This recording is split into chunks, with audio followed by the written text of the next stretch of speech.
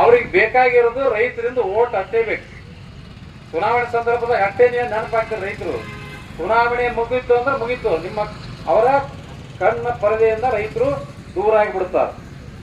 ಮತ್ತೆ ಅವ್ರಿಗೆ ನೆನಪಾಗೋದು ರೈತರದು ಅಂತ ಮತ್ತೆ ಚುನಾವಣೆ ಬಂದಾಗೆ ಅವಾಗ ಮತ್ತೆ ಹಳ್ಳಿಗಳಿಗೆ ಬರೋದು, ಮತ್ತೆ ಕಾಲು ಹಿಡಿಯೋದು, ನಿಮ್ಮ ನೊಯ್ದು ಮ್ಯಾಲಕ್ಕೆ ಹೋಯ್ತಾರೆ, ಭಯಂಕರ ಮ್ಯಾಲ ಕೊಯ್ಯೋದು.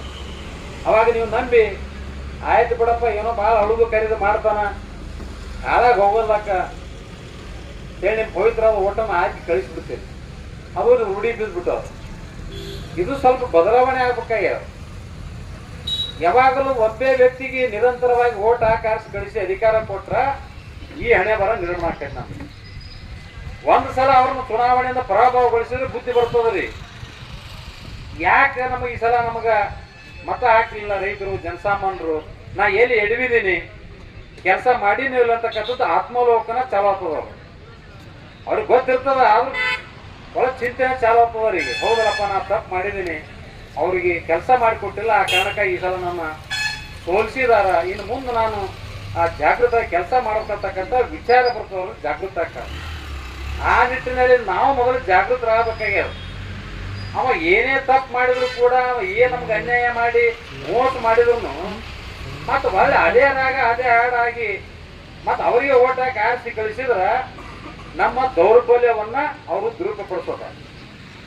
ಹೀಗಾಗಿ ರಾಜಕಾರಣಿಗಳು ಬಗ್ಗುತ್ತಾ ಇಲ್ಲ.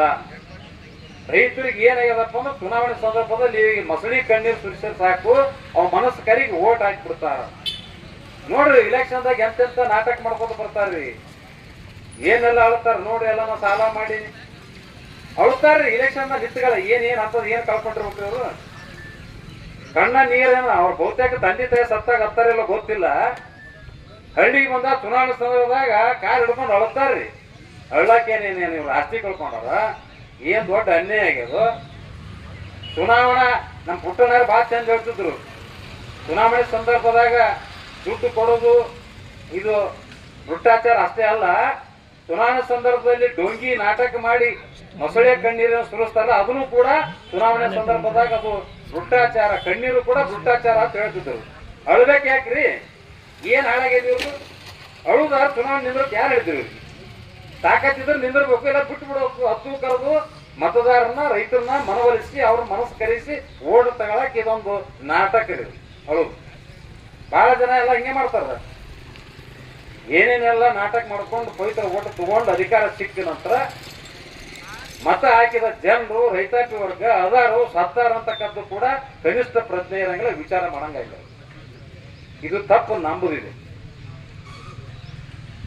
ಬರೇ ಚುನಾವಣೆ ಬಂದ ನಮ್ಮ ಟೆಗರಿ ಮೇಲೆ ಕೈ ಹಾಕಿದ್ರೆ ಸಾಕ್ರಿ, ಆ ಊರಾಗ ಇರ್ತಾರ ನಮ್ಮ ಕುಲಕರ್ಣಿಯವರು ಅಥವಾ ಗೌಡ್ರು ಇದ್ದೇ ಇರ್ತಾರೆ. ಟೆಗರಿ ಮೇಲೆ ಕೈ ಹಾಕ್ಬಿಟ್ರೆ ದೊಡ್ಡ ಊರಾಗ ಡಾನ್ರಿ ಅವನ್ ಯಾರು ಹಿಡಿಯಂಗಿಲ್ಲ. MLA ಹೆಗಲ ಮೇಲೆ ಕೈ ಹಾಕ್ಯಾನ್ರಿ, ಮಂತ್ರಿ ಹೆಗಲ ಮೇಲೆ ಕೈ ಹಾಕಾನ. ಮುಟ್ಟಿಸ್ಕೋಬಾರ್ದ್ರಿ. ಇನ್ನ ಕುಷ್ಠ ರೋಗಿಗಳನ್ನ 7 ಸತ್ತೋದ್ರ ಮುಟ್ಟಿಸ್ಬೇಕು, ಇಂಥವ್ರು ಮುಟ್ಟಿಸ್ಕೋಬಾರ್ದ್ರಿ. ನಾವು ದೂರ ಹಿಡಿತೇವೆ, ನಿಮ್ಗೆ ಬೇಕಾದ್ರೆ ಬರ್ರಿ, ಫೋನ್ ಹಚ್ಚಿದ್ರು ಹೋಗಂಗಿಲ್ಲ. ನಿನ್ನ ಹತ್ರ ನಂದೇನು ಕೆಲಸ ಇಲ್ಲಪ್ಪ, ನಿಂದೇನು ಸಮಸ್ಯೆ ಇದ್ರೆ ನಮ್ಮ ಹತ್ರ ಬಾ, ನಾವು ಸಂಘದಿಂದ ಹೋರಾಟ ಮಾಡಿ ಬಗೆಹರಿಸ್ಕೊಡ್ತೇವೆ ಅಂತ MLA. ಯಾಕೆ ನಮ್ಮಿಂದ ದೊಡ್ಡವರು ಅದಾರೆ, ಅವ್ರ ಅಧಿಕಾರ ನಾವು ಕೊಟ್ಟಿದ್ದೇವೆ. ಅವ್ರು ಕರೆದ ತಕ್ಷಣ ಹೋಲಕ್ಕೆ ನಾನು ಗುಲಾಮ್ರ? ಇದು ಆಗಿನೇ ನಾವು ಈ ವ್ಯವಸ್ಥೆ ಇಲ್ಲಿ ಕೆಟ್ಟಗೆ. ಅವ್ರು ಬರ್ಬೇಕ್ರಿ ಹಳ್ಳಿ ಒಳಗ. ನೋಡಪ್ಪ, ಚುನಾವಣೆ ಸಂದರ್ಭದಲ್ಲಿ ನಾನು ನಿಮ್ಮ ಹಳ್ಳಿಗೆ ಬಂದಿದ್ದೆ, ಮತ ಕೇಳಿದೆ, ನೀವೆಲ್ಲ ನನ್ನ ಮೇಲೆ ವಿಶ್ವಾಸ ಇಟ್ಟು ಮತ ಕೊಟ್ರಿ, ನಾನು ಅಧಿಕಾರ ಕೊಟ್ರಿ, MLA ಆಗಿದೆ, ನಿಮ್ಮ ಪುಣ್ಯದಿಂದ ಮಂತ್ರಿ ಆಗಿದ್ದೇವೆ. ಈಗ ಹಳ್ಳಿಗೆ ಬಂದ ಉದ್ದೇಶ ಏನು?